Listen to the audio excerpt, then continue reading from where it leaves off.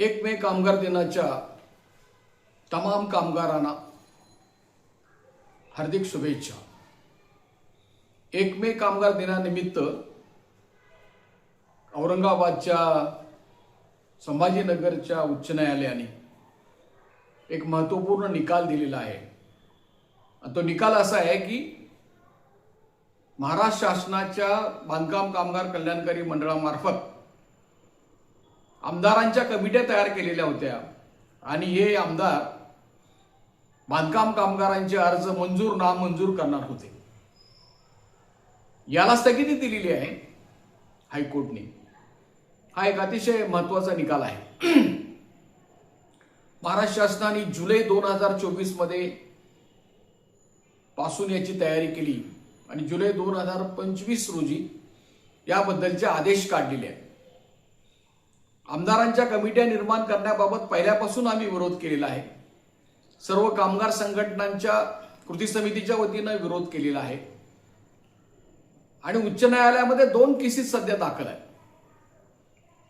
एक आहे ती औरंगाबाद खंडपीठामध्ये आता जो निकाल झालेला आहे आणि दुसरी जी केस आहे ती कोल्हापूर उच्च न्यायालय खंडपीठामध्ये आहे। रिट पिटिशन नंबर 12/4/2077 2025 आणि ही जी आत्ताची केस आहे औरंगाबादची त्याचा रिट पिटिशन क्रमांक आहे 750/2026। तर ही जी केस आहे औरंगाबादची ती दाखल केलेल्या 5 कामगार संघटनांनी, त्यातले कामगार संघटनांचे जे अध्यक्ष आहेत प्रतिनिधी आहेत त्यांची मी नावं वाचून दाखवतोय। अमोल गायकवाड, दीपक थोरात, निलेश उजगरे, दिलीप म्हस्के आणि सुभाष अनवळे अशा 5 त्यांच्या संघटना आहेत। त्यांच्या 5 संघटनांच्या वतीने ही केस दाखल केलेली होती।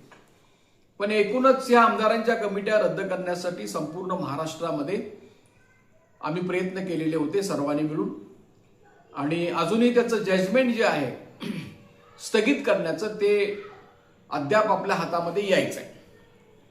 ते जजमेंट आल्यानंतर सुद्धा त्याची प्रक्रिया आपल्याला सांगता येईल, परंतु त्याची पुढची तारीख जून महिन्यामध्ये आहे आणि त्या केसचा अर्थ एवढाच आहे की आता आमदारांना अर्ज मंजूर करण्यासंबंधीच्या बैठका घेता येणार नाही। कारण या केसमध्ये कल्याणकारी मंडळाचे अध्यक्ष, सचिव, महाराष्ट्र शासनाचे सचिव यांना पक्षकार बनवलेला असल्यामुळे या सर्वांच्यावर या निकाल हा बंधनकारक आहे। तो आता त्यांना अंमलात आणण्याशिवाय दुसरा कोणताही पर्याय नाही। आम्ही आमदार कमिट्यांना कशासाठी विरोध केला तर मुख्य कारण हे आहे की ज्या प्रशासकीय बाबी आहेत, जे अर्ज मंजूर करण्याचे अधिकार बांधकाम कामगारांच्या कायद्याने दिलेले आहेत, महाराष्ट्र सरकारने वेळोवेळी 2007 पासून आजपर्यंत त्याचे निर्णय दिलेले आहेत, अधिकाऱ्यांच्या नेमणुका केलेल्या आहेत, त्यांना अधिकार दिलेले आहेत, ते काढून घेऊन आमदारांना देणं हे चुकीचं आहे। लोकप्रतिनिधींना देणं हे बरोबर नाही। ते सर्वोच्च न्यायालयाच्या अनेक आदेशांच्या विरुद्ध आहे, घटनात्मक दृष्ट्या सुद्धा विरोधी आहे। अनेक सुप्रीम कोर्टाचे निकाल याच्याबद्दल आहेत। म्हणून आम्ही या कोर्टामध्ये केसेस दाखल केलेल्या होत्या। दाखल केल्यानंतर शासनाचं धोरण असं आहे की या केसेसमध्ये सारखं तारखा घ्यायच्या, वेळ काढूपणाचं धोरण अनुभवायचं, आपलं म्हणणंच द्यायचं नाही असा प्रयत्न सुरू होता, परंतु हे त्यांना शक्य झालं नाही आणि औरंगाबाद खंडपीठाने हा निर्णय दिलेला आहे। तर याचा अर्थ एवढाच आहे की महाराष्ट्र सरकार आपले एजंट तयार करायला लागलेलं आहे आणि हे एजंटांची जी काही एक गवत उगवलेलं आहे त्याला पूर्वी काँग्रेस गवत म्हणायचं, कुठं बी उगवते तसं। सुरुवातीला त्यांनी हे जे सगळे सहाय्यक कामगार आयुक्त आहेत, सरकारी कामगार अधिकारी आहेत, यांना त्यांना उपरं काम दिलेलं आहे। कायद्याने सांगितलेलं आहे, सुप्रीम कोर्टाने आदेश दिलेला आहे की या मंडळांनी स्वतःचे सगळे कर्मचारी नेमले पाहिजेत, परमनंट कर्मचारी, सरकारी कर्मचारी। त्याच्याऐवजी यांनी सगळं कंत्राटीकरण करून टाकलेलं आहे। म्हणजे यांनी ह्या म्हणजे कशासाठी त्या कमिट्या तयार करायच्या. जर त्यांनी यंत्रणा मंडळाची जर राबवली असती, त्यांनी जर काही निकष जे आहेत त्याप्रमाणे जर नोकर भरती केली असती तर अर्ज सर्वांचे मंजूर झाले असते. इतर काही उदाहरणं बघायचं सोडून द्या, परंतु गुजरातमध्ये जर आज कामगाराने अर्ज केला तर दुसऱ्या दिवशी त्याला नंबर मिळतो, त्याची नोंदणी होते. आणि आमच्याकडे नोंदणीसाठी आता मार्च 2025 पासूनचे अर्ज प्रलंबित आहे. आम्ही माहिती अधिकाराखाली आमचे कार्यकर्ते जे आहेत महादेव कांबळे यांच्याकडून एक अर्ज पाठवला की तुम्ही आम्हाला मृत्यू संबंधीचे किती अर्ज प्रलंबित आहेत, मंजूर आहेत, त्याचा गोषवारा द्या. तर ते म्हटले आम्हाला सांगलीतून सगळं आमच्याकडनं हक्क काढून घेतले, तुम्ही मुंबईला आम्ही पाठवून दिलेले आहे. आणि मुंबईवरून आजच 4 वाजता आम्हाला मेल आला. फक्त सांगली जिल्ह्यामध्ये मृत्यू संबंधी 227 अर्ज सध्या प्रलंबित आहेत की ज्या विधवा महिलांना अंत्यविधीची 10,000 रुपये सुद्धा रक्कम मिळालेली नाही. 227 एकाच जिल्ह्यामध्ये. मला विचार करा मग 30-35 जिल्ह्यामध्ये किती संख्या होईल. हे फक्त मृत्यू संबंधीचं आहे. आणि इतर सगळे सांगली जिल्ह्यातले जे अर्ज पेंडिंग आहे ते त्यांची संख्या 1,25,000पेक्षा जास्त आहे. म्हणजे आता फेब्रुवारी 2025 चे अर्ज तपासताय असं अनेक जिल्ह्यामध्ये आहे. 60 लाखापेक्षा जास्त महाराष्ट्रामध्ये नोंदणी आहे आणि त्याच्यातले 20 लाखापेक्षा जास्त अर्ज प्रलंबित आहे.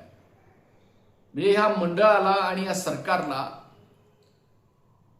कामगारांना त्यांच्या विद्यार्थ्यांच्या मुलांना शिक्षण घेण्यासाठी शिष्यवृत्ती द्यायची इच्छा नाही. मृत्यू पावलेल्या कामगारांना, अगदी अपघाती कामगारांना सुद्धा मृत्यू पावलेल्या त्यांच्या विधवा महिलांना 10,000 सुद्धा द्यायची यांची दानत नाही, इच्छा नाही. मग काय करायची इच्छा आहे त्यांची?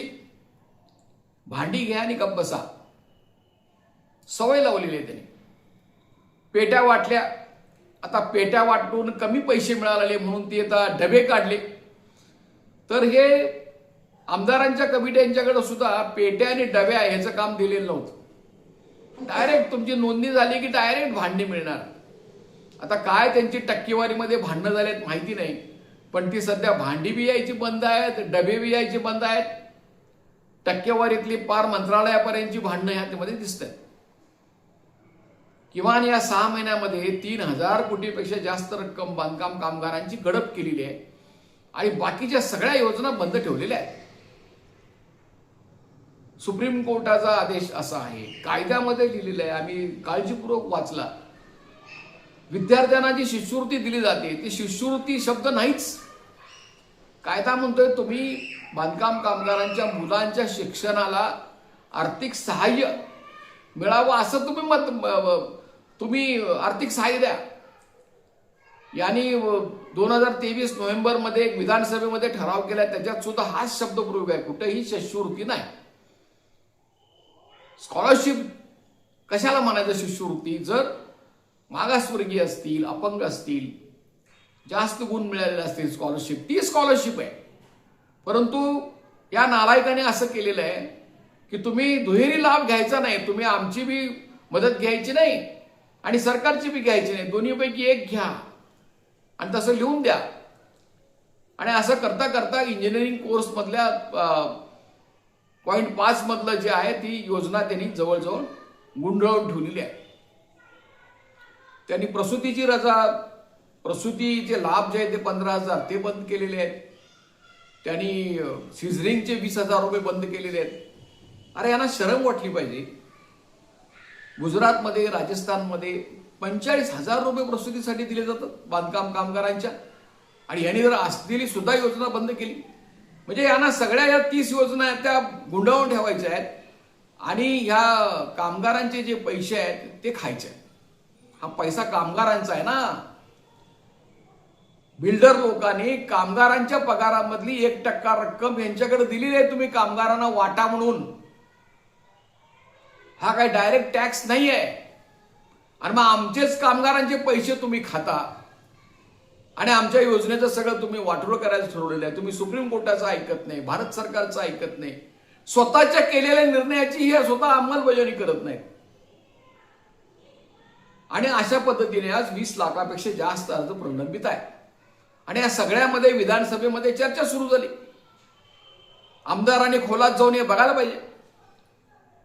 त्यांनी डाव असा टाकला की ह्यांचं जे सगळं पाप आहे ते सगळं आमदारांच्या डोक्यावर घालायचं.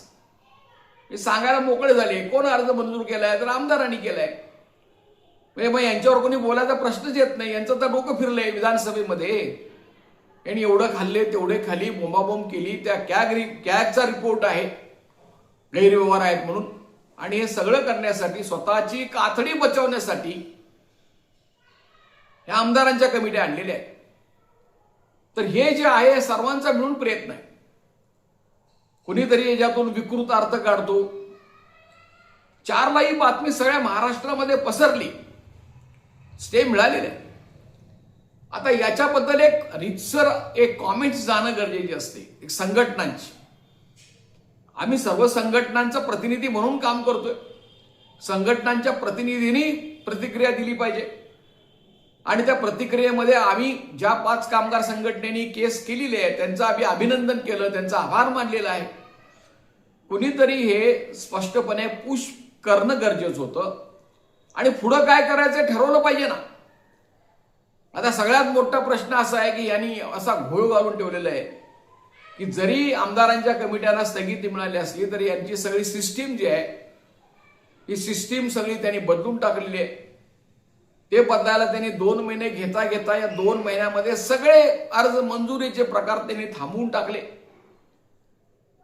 अधिकार सरकारने काढून घेतले सरकारी अधिकाऱ्यांचे. आता ते परत फिरवायला पाहिजेत. आणि हे असहाय्यपणे कामगार कार्यकर्ते नुसता बघून आणि व्हॉट्सअपवर कॉमेंट्स करून काय उपयोग नाही. काय कर्तृत्व आहे हो कार्यकर्त्यांचं? व्हॉट्सअपवर कॉमेंट्स करायचे, व्हॉट्सअपवर पोस्टर्स टाकायचे, व्हॉट्सअपवर वाढदिवसाचं अभिनंदन करत बसायचं, व्हॉट्सअपवर सगळ्यांच्या जयंत्या नियमित करत बसायचं. अरे पण हे लढण्यासाठी काय केलं पाहिजे? किती कामगारांनी कार्यकर्त्यांनी ईमेल केलेले आहेत. जरूर आम्ही एक समजा तुमच्या समोर एक निवेदनाचा मसुदा टाकला, तुम्ही दुरुस्त करला त्याच्यामध्ये. तुम्ही सांगा हे नको हे पाहिजे. ते काही सांगायचंच नाही, स्वतः निवेदन पाठवायचंच नाही आणि उगाच काहीतरी करून कुरापत काढून आपलं रडत बसायचं. तर हे समजून घ्या की महाराष्ट्रातले कामगार जोपर्यंत लढायला तयार होणार नाही तोपर्यंत काही होणार नाही. हे असंच होणार, असंच करतायत ते. आता सुद्धा त्यांच्या समोर आता दुर्धर प्रसंग आलेला आहे. त्यांना एक चपराक दिलेली आहे हायकोर्टने. का दिली चपराक हायकोर्टने? तर ते बेकायदेशीर वागलेले आहे. कायद्यामध्ये त्याला काही अधिकार नाही. त्यांनी जे कमिट्या तयार करण्याचं एक लंगडं समर्थन करायचा प्रयत्न हायकोर्टमध्ये केला, त्याचा उपयोग झाला नाही. तर हे आपण समजून घेतलं पाहिजे. आणि आता परत आणि कामगार जर गप्प बसले तर मग असंच वेळ काढणार. या देशामध्ये आता लढण्याशिवाय काही पर्याय नाही. जगात गंभीर युद्ध चालू आहेत. युद्धामध्ये गुंडगिरी, रानटीपणा हा सगळा सुरू आहे. अमेरिकेकडून, इस्रायलकडून, इराणवर लादलेला आहे. त्याचा परिणाम म्हणून आपण पाहतोय की आपण गॅस सिलेंडरचे दर वाढलेले आहेत. तुम्ही बघा ना देशात काय चाललेलं आहे. आज सगळा उत्तर भारत पेटलेला आहे. हिंदी बेल्ट पेटलेला आहे.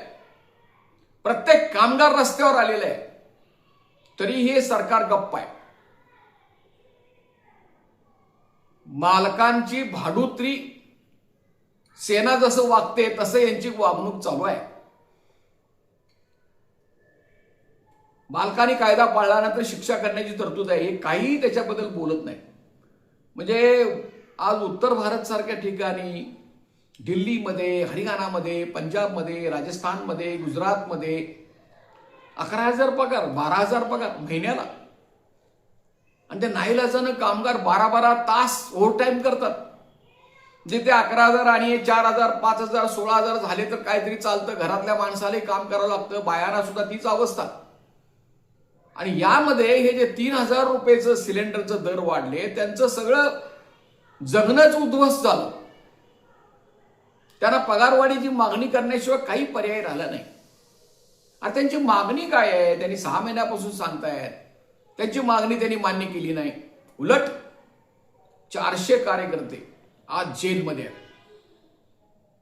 त्यांच्यावर कसलाही आरोप नाही ठेवलेला, 24 तासामध्ये कोर्टामध्ये हजर केलेलं नाही. ते कुठं आहेत माहीत नाही, पोलीस स्टेशनमध्ये आहेत का जेलमध्ये आहेत माहिती नाही. आणखीन 800 कार्यकर्ते आहेत. काही लेखक आहेत, इंजिनियर आहेत. भगतसिंगवर, शहीद भगतसिंगवर पुस्तक लिहिलेला एक लेखक आहे. देशातल्या 400 पेक्षा जास्त बुद्धिवंतांनी, नटांनी अपील केलेलं आहे की हा अन्याय तुम्ही दूर करा. पण सरकार म्हणतंय काय, 11,000 12,000 हे महागाईमध्ये जगू शकत नाही, याच्याबद्दल काही बोलत नाही. 25,000 रुपये पगार दिला पाहिजे ह्याच्याबद्दलही काही बोलत नाही.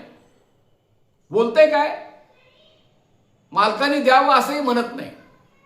सरकार काय म्हणतंय, हिंसा यात चालू आहे, परकीयांचा हात आहे. आणि त्यांना लाज वाटते, पगारवाढ काम मालकाने दिली पाहिजे. मालकापेक्षाही वाईट,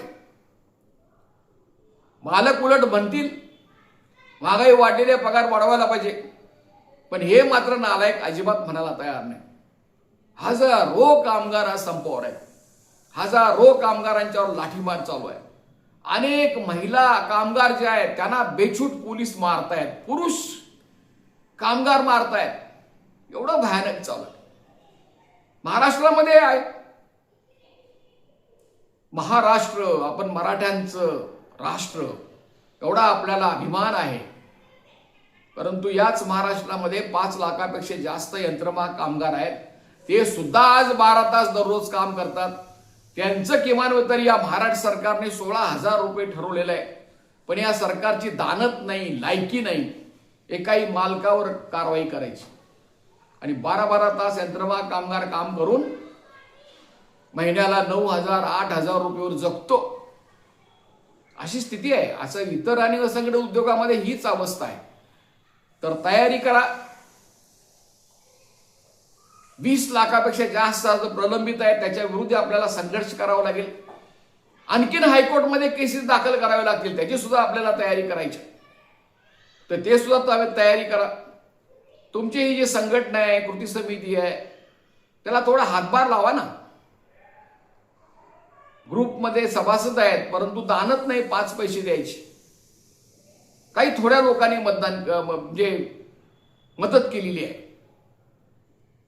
आता तर सोपं आहे संघटनेला मदत करणं. तुम्ही गुगल पे करू शकता, फोन पे करू शकता. प्रत्येक माणसाला 100-200 रुपये द्यायला काय अवघड आहे. काही जण 2,000 देतात, 3,000 देतात. असे हाताच्या बोटावर मोजणारे आहेत. आणि हायकोर्टमध्ये जरा जाऊन समाजात चर्चा करा, वकिलांच्यावर चर्चा करा. हायकोर्ट मधली केस जिंकण्यासाठी आज किती वर्गणी आहे, किती फी द्यावी लागते वकिलाला. वकिलालाही त्याचं स्टेटस म्हणा, त्याचं चाललं पाहिजे. आज सरासरी 2 लाखापेक्षा जास्त एक केस खर्च कमी येत नाही. आणि केसला द्या म्हटलं पैसे, 200 रुपये सुद्धा द्यायची तयारी नाही. आणि हे असूनही अगदी भारी स्वातंत्र्य पाहिजे आणि काय वाटेल ते बोलायचं. आता हायकोर्टच्या निर्णयाची चर्चा चालू आहे. तिसराच माणूस विचारतोय व्हॉट्सअपवर या योजनेचं काय झालं आणि त्या योजनेचं काय झालं. आणि सगळंच त्यांनी वाटोळं करून ठेवले ना. तुमची लढाईची तयारी नाही. संघटना जी आहे ती दरिद्री ठेवायची आहे, लुळीपांगणी ठेवायची आहे. हायकोर्टमध्ये जायचं जरी आम्ही धाडस केलं, फुकट आम्ही श्रम केले केसचे, तर वकिलाला द्यायला फी नाही. तर हे जे सगळं आहे ते तुम्ही विचारात घ्या. इथं काही व्यक्तिगत स्तोम काही नाही. ही एक कमिटी आहे, भूमिका मांडली जाते. कोणीही मांडू शकतो ना. अरे तुम्ही प्रेस नोट काढा ना. तुमचे कोण हात बांधलेत काय? औरंगाबादचा निर्णय झालाय म्हणून तुम्ही काढा ना, प्रेस नोट काढा, पत्रक काढा, व्हॉट्सअपवर द्या. नुसता शुभेच्छा कशाला देताय किंवा नुसता पत्रक काढलाय म्हणून कशाला ओरडताय? तुम्ही सुद्धा भूमिका घ्या. तर सर्वांनी एकत्र येणं गरजेचं आहे. ही जी कृती समिती आहे ती मजबूत बनवा. 60 लाख नोंदणी आहे, कमी नाही. तर तुम्ही तयारीला लागा. उद्याला तुम्हाला निवेदन पाठवून देण्यात येईल, पुढची भूमिका ठरवण्यात येईल. जरूर त्या ठरवत असताना तुम्हाला जे काही तुमचे म्हणणे असेल तर मांडा. आज सुदैवानं आपल्या हे सोशल मीडिया मत्तीला आलंय ना, याच्यापूर्वी नव्हतं. अरे आम्ही 20-20 वर्षे 25-25 वर्षे वर्ण आलेली पत्रकं नुसता फॉलो केलेत. आता प्रत्येक शब्दाबद्दल तुम्ही विचारू शकता, चर्चा करू शकता. तेवढं सोडून बाकीचं सगळं करायचं हे चालू आहे. हे करा. मी शंकर पुजारी, महाराष्ट्र राज्य बांधकाम कामगार संघटना संयुक्त कृती समितीचा मी राज्य निमंत्रक आहे. हे यूट्यूब चॅनल असंघटित उद्योगातील कामगारांसाठी चालवलं जातं. हे विनामूल्य आहे. सबस्क्राईब करा, आठवणीनं सबस्क्राईब करा, फॉरवर्ड करा, लाईक करा, प्रचार करा. आणि माझा मोबाईल क्रमांक आहे 9960499366. तुम्हाला शक्य असेल तेवढी गुगल पे, फोन पे द्वारे आर्थिक मदत सुद्धा करा. एवढे आवाहन करून मी आजचं विवेचन पूर्ण करतोय. धन्यवाद.